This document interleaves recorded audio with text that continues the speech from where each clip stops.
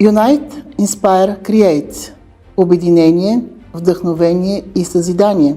В тези три думи е кодирано общото ни бъдеще, ако искаме да се справим с кризата, с предизвикателствата, ако искаме развитие и просперитет на нашите общества.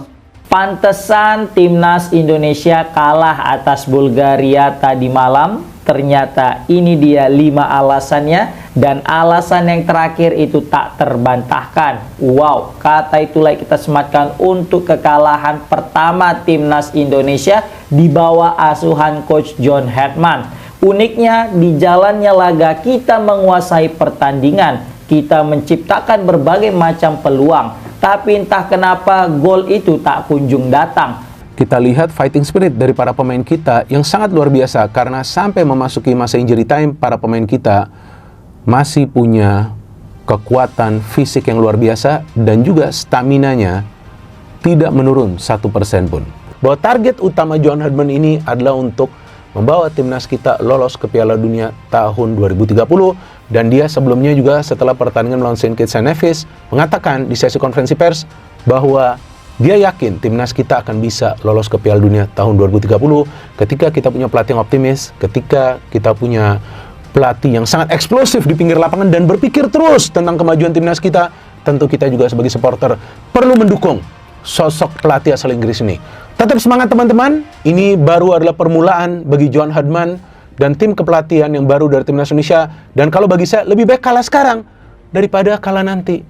Dengan kalah sekarang, kita harapkan nanti menang, dan menang.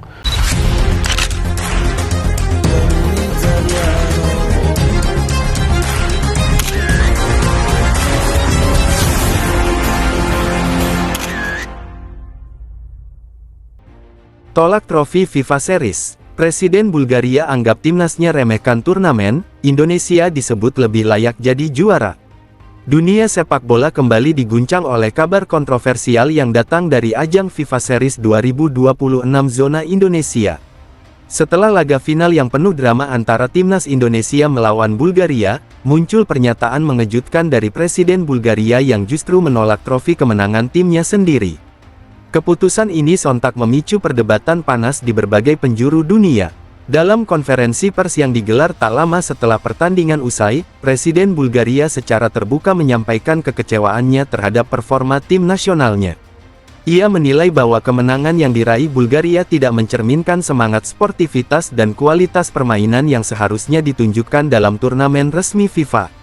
Menurutnya, para pemain Bulgaria tampil jauh dari ekspektasi. Alih-alih menunjukkan permainan terbaik, mereka justru terlihat meremehkan jalannya pertandingan.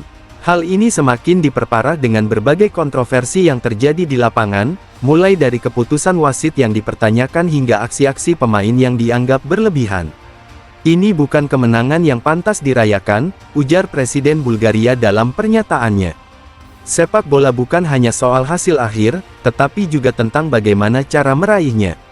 Kami tidak ingin trofi yang penuh dengan tanda tanya. Pernyataan tersebut langsung menjadi sorotan media internasional. Banyak pihak yang terkejut dengan sikap tegas seorang kepala negara terhadap tim nasionalnya sendiri. Namun di sisi lain, tidak sedikit yang justru memberikan apresiasi atas keberanian dan kejujurannya dalam menilai situasi. Di tengah polemik tersebut, nama timnas Indonesia justru semakin dielu-elukan. Banyak pengamat dan pecinta sepak bola menilai bahwa skuad Garuda tampil jauh lebih impresif sepanjang turnamen, termasuk di laga final. Permainan cepat, determinasi tinggi, serta dukungan luar biasa dari para supporter menjadi nilai lebih yang sulit diabaikan. Sepanjang pertandingan final, Indonesia sebenarnya tampil dominan dalam penguasaan bola dan menciptakan lebih banyak peluang berbahaya. Beberapa keputusan kontroversial dari wasit bahkan dianggap merugikan Indonesia, sehingga memicu gelombang protes dari pemain maupun supporter. Media-media Asia dan Eropa pun mulai ramai membahas kemungkinan bahwa Indonesia adalah juara moral dalam turnamen ini. Istilah tersebut digunakan untuk menggambarkan tim yang meskipun tidak mengangkat trofi, namun berhasil memenangkan hati publik berkat performa dan semangat juangnya. Salah satu media ternama Eropa menuliskan bahwa Indonesia telah menunjukkan perkembangan pesat dalam beberapa tahun terakhir.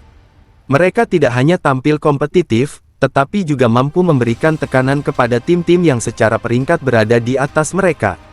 Jika melihat kualitas permainan secara keseluruhan, Indonesia layak mendapatkan hasil yang lebih baik, tulis media tersebut. Mereka bermain dengan hati, sementara lawan mereka terlihat kehilangan arah. Reaksi dari para supporter pun tidak kalah menarik. Di media sosial, tagar yang mendukung Indonesia sebagai juara sebenarnya langsung trending dalam waktu singkat. Banyak netizen dari berbagai negara menyuarakan dukungan mereka terhadap tim Garuda, bahkan ada yang secara terang-terangan menyebut hasil pertandingan tidak adil. Di Indonesia sendiri, meskipun rasa kecewa masih terasa, kebanggaan terhadap perjuangan timnas tetap menggelora. Ribuan supporter yang memadati Stadion Gelora Bung Karno memberikan tepuk tangan meriah kepada para pemain usai pertandingan, sebagai bentuk apresiasi atas kerja keras mereka. Pelatih timnas Indonesia dalam pernyataannya juga menegaskan bahwa timnya akan menjadikan pengalaman ini sebagai motivasi untuk terus berkembang. Ia menilai bahwa para pemain telah